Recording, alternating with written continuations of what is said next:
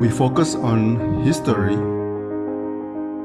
culture, religion, art, social, and philosophy of Nusantara.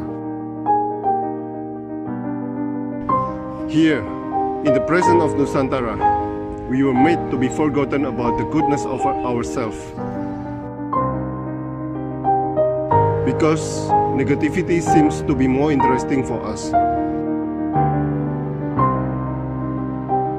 Now, I'm Sutoyo Raharto and friends, assist you, to remind you, to awaken you that we still can find the gems of Nusantara.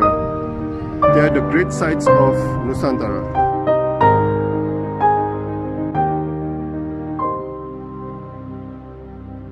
Bu Nunung Rita, seorang seniman, seorang penulis buku. Bukunya judulnya apa, Bu? Irama Sunyi, Pak. Ya. Irama Sunyi. Oke, Bu, di sebuah masa Anda menulis di sebuah masa di mana kesedihan dan rasa sakit menjadi bahasa sunyi, Bu. Ini sangat filosofis sekali. Apakah hanya kesedihan dan rasa sakit yang sunyi, Bu? Bagaimana dengan kesenangan dan kebahagiaan? Apakah mereka juga termasuk bahasa sunyi? Silakan, Bu. Ya. Saya kira sunyi itu ada di mana-mana, Pak. Tidak hanya di sedih, duka, bahkan saat kita senang bahagia pun ada menyelinap sunyi di situ. Karena sunyi itu ada di mana-mana menurut saya, gitu, Pak. Ada sakit ketika sunyi, tapi juga ada riuh ketika sunyi juga, ketika kita sedang sakit. Dalam kesunyian kita bisa bicara apa saja kepada siapa saja, seturut apa yang kita pikirkan, seturut apa yang kita mau. Dan itu juga di mana saja, Bu? Iya, Di saya mana kira saja? demikian. Saya kira demikian. Pada saatnya, saya pikir semua orang punya sunyi. Serius apapun dia, meskipun dia sedang di tengah keramaian atau di tengah keriuhan, dia pasti punya sunyi sendiri yang dia miliki, yang mungkin hanya bisa dia ungkapkan hanya dengan dirinya sendiri atau dengan Sang Pencipta, atau siapapun itu yang dia mau. Itu, Pak. Oh, wow. Nah, Ibu juga pernah menulis, jangan coba beritahu cara menyembuhkan luka, Bu. Jika tak pernah merasakan luka. Seberapa pentingkah luka untuk kita sebagai manusia, Bu? Apakah berarti luka juga sama dengan obat penyembuh luka itu? Silakan. Lebih tepatnya seperti ini, Pak, jangan pernah bicara sakit kalau belum pernah merasakan luka. Itu mungkin kayaknya personal sekali ya, tapi sebetulnya ada makna tersirat yang ingin saya sampaikan. Tapi dalam buku saya ini, saya hanya ingin soft sekali menyampaikan pesan, karena saya tidak mau dibilang, apa ya, pengkritik atau apapun itu. Idenya seperti ini, Pak, waktu itu ketika kita semua tahu ya, ketika pilkada atau pemilihan apapun itu banyak, petinggi-petinggi kita di atas sana sepertinya merasa dekat dengan kita yang wong cilik ini, sepertinya mengerti apa persoalan kita, sepertinya mengerti apa yang kita rasakan, dan menyampaikan ini, butuh itu. Tapi apakah dia pernah masuk ke kedalamannya? Apakah dia pernah merasakan sakit yang kita alami? Apakah dia juga pernah mengalami semua kesulitan yang kita jalani selama ini? Itu kan hanya berdasarkan kepentingan sesaat mereka ketika ingin dipilih, itu saja, Pak. Dan saya menyampaikan dengan bahasa saya yang sepertinya ini ya, melo, sepertinya sangat personal, tapi ada satu pesan yang ingin saya sampaikan, ada satu kegelisahan, ada sunyi saya yang ingin saya sampaikan lewat tulisan itu. Ada sunyi, Ibu, yang ingin disampaikan. Oke. Iya. Tapi apakah sunyi itu selalu doa, Bu? Tidak. Tidak. Oke. Iya. Oke. Nah, Ibu juga menulis, bukan salahku ditakdirkan lahir sebagai perempuan, Bu. Perempuan yang seringkali salah memilih ketika dihadapkan pada pilihan. Tapi pada satu titik aku memilih bertanya, Berdaya. bagaimana berdaya, iya. Iya. Tapi pada suatu titik aku memilih berdaya. Bagaimana Anda menemukan titik ini, Bu? Silakan. Iya. Begini Pak ya, menurut saya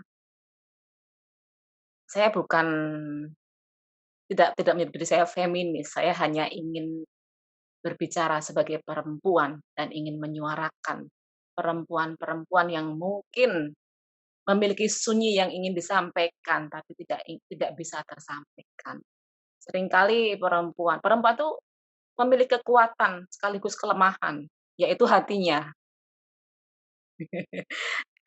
Dalam kekuatan dan kelemahannya itu, seringkali perempuan menjadi salah ketika dihadapkan pada sebuah pilihan. Hanya mungkin perempuan yang dihadapkan, mungkin satu titik mengalami dia merasa dia pandai, dia merasa berdaya, dia akan, membenarkan pilihannya itu atau meninggalkan pilihannya itu. Bahwa aku tidak bisa terpuruk karena pilihanku yang salah tersebut, seperti itu, Pak. Lalu dia, membuat terobosan, membuat pilihan baru untuk hidupnya, untuk dia menjadi berjalan tegak. Kalau dia tidak mau disebut kalah karena pilihannya yang salah tersebut. Tetapi bagaimana menemukan titik itu, Bu? Hanya kesadaran, Pak, hanya Saudara. kesadaran menurut saya, hanya kesadaran bahwa, ini salah, tidak bisa diteruskan, seperti itu, Pak. Dan mungkin setelah melewati berbagai peristiwa, berbagai persoalan, dia baru akan menemukan kesadaran itu, bahwa ini tidak bisa dilanjutkan, ini tidak bisa diteruskan. Dan Sa iya, iya, kesadaran ya. iya, kesadaran Oke. dari dalam diri dia sendiri. Iya, Mhm. Nah, Ibu pasti pernah melewati hal itu kan, Bu? iya, tentu Ya, saja. kesadaran apa sebetulnya yang membangunkan Ibu dari tidur yang lama itu, Bu, sampai menemukan titik itu? Titik kliknya itu di mana? Iya, hanya waktu tuh, Pak, ya. Waktu yang bisa memberi kesadaran itu dan secara kodrati sebagai perempuan biasa dan saya mempunyai anak, biasanya anak yang akan menyadarkan seperti memberi ruang kesadaran bagi saya, "Oh, ini, anak ini yang harus membuat saya kuat, harus membuat saya berdaya, harus melakukan banyak hal yang lebih besar lagi dibandingkan sebelumnya." Seperti itu, Pak, kira-kira. Anak, Bu, ya. Iya. Mungkin, Nah, seperti pendapat kebanyakan ya, Pak, tapi itu ya memang seperti itulah perempuan. iya, iya, iya. Tulisan Ibu, eee, cukup indah, Bu. Terima kasih. Iya, Kadang kadang, mempunyai arti yang dalam dan rasanya perlu dikulik satu persatu ini. nggih, monggo silakan. Nah, cinta itu kudu wani getih, wani perih, ya. Begitu juga dalam menjalani peran, peran dalam drama pastinya, Iya, butuh totalitas. Nah, bagaimana tahu, itu berharga, ya. Cinta itu berharga untuk getih dan perih. Silakan. iya. Kalau ini hubungannya dengan kegiatan saya berseni peran, Pak, ya. Ya, ya, Karena saya selama ini kan ya berseni peran, saya main untuk panggung teater, untuk film, sandiwara, dan sebagainya. Nah, bagi saya memang butuh totalitas untuk sebuah peran. Kita harus masuk lebur ke dalamnya, mengikhlaskan diri kita, meninggalkan diri kita keseharian untuk menjadi peran yang dimaui sesuai naskah, sesuai kehendak sutradara. Dan bila kita mau menjalani itu, kita akan menjadi peran yang diinginkan dalam naskah itu. Tentu saja, butuh pengorbanan untuk bisa melakukan seperti itu, Pak. Karena bagi saya, memang kehidupan saya di seni peran Seni peran adalah hidup saya, tapi saya juga harus menghidupkan peran tersebut. Dengan itu saya harus berani dan harus mengorbankan yang itu yang seperti yang diungkapkan tadi, wani getih kalau istilah orang Jawa ya, berani habis-habisan untuk peran tersebut, untuk mencapai totalitas itu, Pak. Tidak ini ya, mungkin ya tidak banyak orang yang mau melakukan itu. Tapi bila itu ada kesadaran untuk menjalaninya, niscaya akan tercapai peran yang gemilang dan keberhasilan peran dalam naskah tersebut. Dan itu sudah beberapa kali saya mencoba melakukan, saya mencoba melebur ke dalam peran yang dimaui naskah sesuai kehendak sutradara, lewat observasi, lewat apapun itu. Saya mencari berbagai referensi tentang peran yang saya mainkan. Saya mencoba meninggalkan diri kita yang nunung reta menjadi seseorang tersebut. Ketika di atas pentas atau ketika di depan kamera, saya bukan lagi nunung reta, tapi saya ada peran tersebut. Tapi banyak juga aktor-aktor yang sudah melakukan itu, Pak. Ya. Mhm. Iya, Nah, Pak, seperti itu. latihannya sampai berapa lama itu?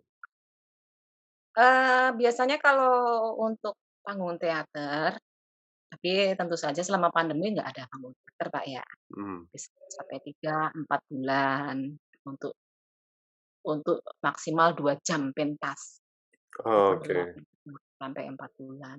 Tapi kalau ketika saya disodorkan skrip untuk sebuah film, saya bertanya bertanya dengan sutradara langsung atau siapapun yang bisa saya, mintai penjelasan dan saya mencoba mencari referensinya, mencoba membaca semua skripnya, oh saya tahu jalan ceritanya, oh saya tahu karakter saya.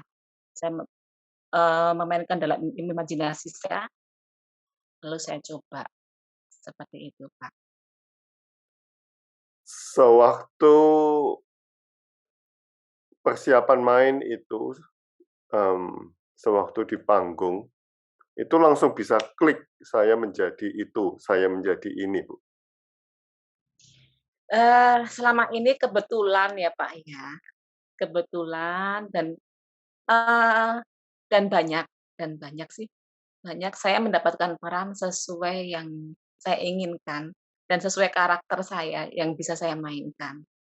Dan kadang-kadang kalau saya ketemu sutradara yang cukup dekat, saya bisa berkompromi dengan dia. Saya bisa menawar, "Saya mau dialog saya ditambahin, saya mau dialog ini yang dikurangin, saya mau dialog ini dihilangkan. Bagaimana ya jika saya moving saya ke sana? Bagaimana ya jika, nanti gestur saya seperti ini?" Ada kompromi dengan sutradara, gitu, Pak. Dan Oke, ya Tuhan tercapai sih selama ini, banyak yang tercapai. Iya banyak yang tercapai. Nah, iya. totalitas itu, ini kan kita ngobrol di dunia drama, Bu, di dunia sinetron, di dunia teater, mmm, setelah kembali ke rumah, Bu, ini Mhm, kan kembali ke realitas. iya. Totalitasnya bisa sama, Bu? Oh, begini, Pak, mungkin kalau dulu ada, apa ya namanya ya, metode pelepasan karakter ya, tapi sekarang sangat jarang dilakukan dan saya menerapkan sendiri untuk diri saya. Ketika sampai di rumah, ya wes saya menjadi diri saya sendiri, saya menjadi ibu buat anak-anak saya. Saya kembali bersih-bersih, masak dan sebagainya. Hilang hilang karakter yang ada di itu, di film ataupun di teater. Tapi banyak juga yang itu sepertinya saya selama ini mendapat peran yang dengan karakternya hampir sama, Pak, ya. Jadi semacam prototipe bahwa Nunung Rita harus memerankan seperti ini. Kok sepertinya ya ini ya, eee, jadi melekat dalam diri saya karakter tersebut. Karena dalam, eee, jarak yang mungkin hanya berapa bulan, saya sudah mendapat karakter yang hampir sama gitu. Jadi itu sepertinya menjadi melekat.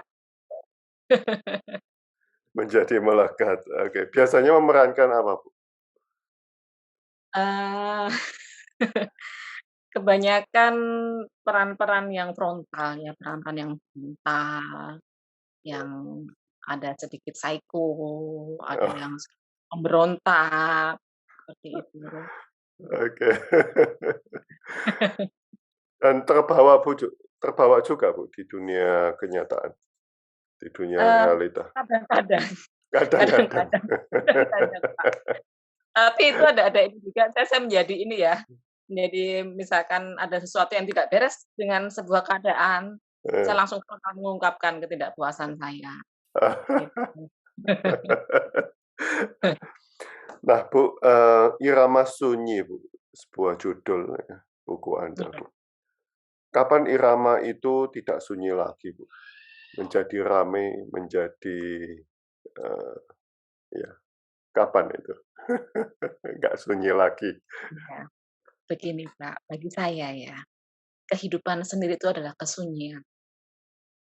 Kalau Bapak bertanya kapan kesunyian itu akan berakhir, kesunyian itu berakhir kalau hidup itu sendiri sudah berakhir.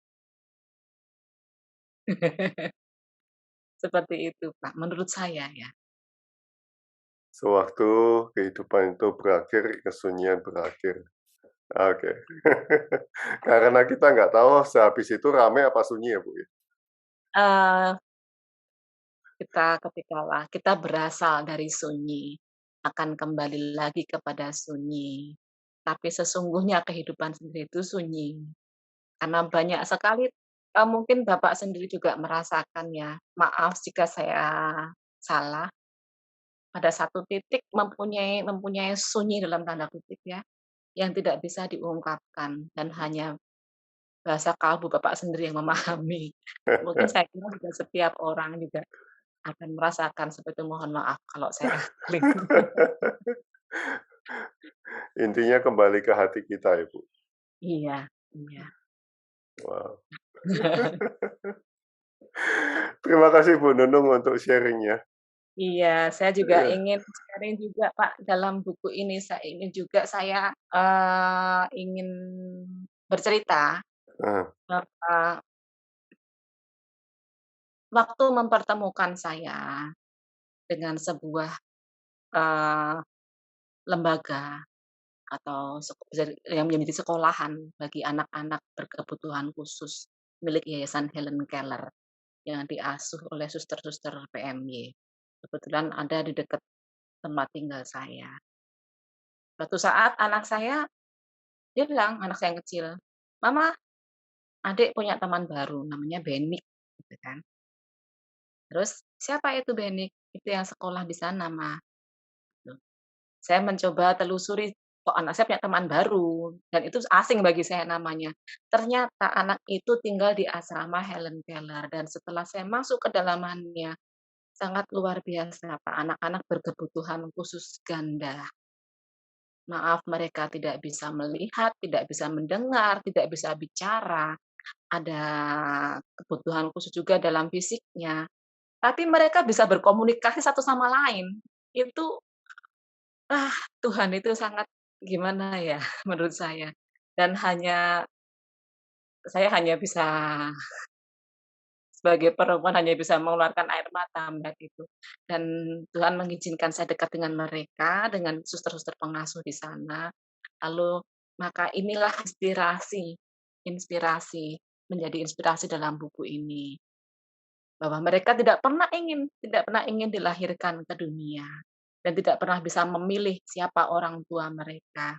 Mereka tidak pernah bisa memilih dengan kondisi apa mereka dilahirkan. Ini tercermin dalam satu puisi saya di sini, Pak, yang berjudul Mama. Ah, Kebetulan dalam buku ini saya bekerja sama dengan beberapa perupa Jogja yang dengan senang hati memberikan lukisannya sebagai ilustrasi dalam buku saya. Ada Mas Felix Eswanto, ada Mas Budi Ubruk, ada Mas Bambang Heras, ada Pak Bonaventura, ada Mas Melodia, Mas Nevi Budianto, Pak Ocong Suroso, Mas Sitopati, lalu ada Mas Sugio Dwiarso yang bukunya menjadi, cover ini, dan juga ada Mas Susilo Budi Purwanto tadi, dan juga Pak Toto Bukhori, Dua Sanggar Bambu. Mereka ah, ketika saya sampaikan ide saya tentang buku ini, mereka langsung, "Wah, oke Mbak, aku mau." Dan mhm, kebetulan lagi semesta itu seperti mempertemukan kami, menjodohkan kami, kebetulan. Saya tidak pernah berkompromi dengan mereka sebelumnya. Dilalah, Pak, ya bahasanya. iya iya. Lukisan-lukisan mereka sangat sinkron dengan apa yang saya tulis, gitu. Oh. Jadi mungkin ini semacam perjodohan karya sastra dan seni rupa sepertinya. Wow. Nah, berarti ide-ide itu muncul setelah, Ibu melihat sekolah itu, Salah satunya seperti itu, salah salah satunya? satu setelah Mmm, saya mhm, masuk ke sekolah tersebut dan akhirnya saya, setelah cukup dekat, mengenal dekat dengan suster kepala dan pandemi pandemi membuat mereka harus terpisah dengan anak-anak. Itu suster itu merasa kesepian dan saya harus gimana, saya mengusulkan untuk tuliskan saja apa yang dirasakan, pengalaman apa mhm, selama menghadapi anak-anak tersebut. Karena ini pengalaman yang luar biasa, tidak semua orang mau menjalani, mau iya iya, melakukan menghadapi anak-anak tersebut dengan senang hati. Dan akhirnya mereka pun, ibu-ibu guru di sana, suster-suster di sana, dan pengurus asrama menulis dan menjadi sebuah buku juga akhirnya selama oh, pandemi ini, gitu. wow wow. Iya. Mungkin suatu saat dari bikin ke sana apa, saya bukan bukan ingin promosi ya, Iya iya tapi ada sunyi lain yang ingin bisa disapa di sana, yang itu iya sesungguhnya sangat riuh, sangat ramai. iya iya iya. Wow, oh. Iya, sunyinya mereka kemungkinan ramai, Bu. Iya, Iya, dan anak-anak tersebut, Pak, bisa bermain musik dengan bagus, mmm, bisa melukis seperti layaknya anak normal, iya iya iya. luar biasa Pak Di bagi saya. di Jogja ya, Bu? Di Jogja, iya, di Jogja, Oh, di Jalan wow, RI Marta Dinata, iya. oke. Wah, kita Iya. harus jumpa di Jogja, Bu. Iya, dengan senang Iya, hati. Mari, Pak, banyak narasumber dari Jogja ini banyak. banyak Iya, sekali.